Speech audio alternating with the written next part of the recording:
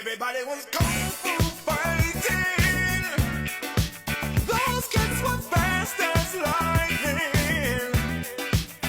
In fact, it was a little bit frightening, but they fought with expert timing.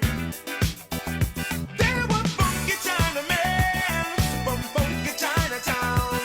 They were chopping them up, they were chopping them down. Listening to Chinese art, and everybody knew their part. They were fainting to a slip, then I kicked them from the hip. Everybody was kung fu fighting. Huh.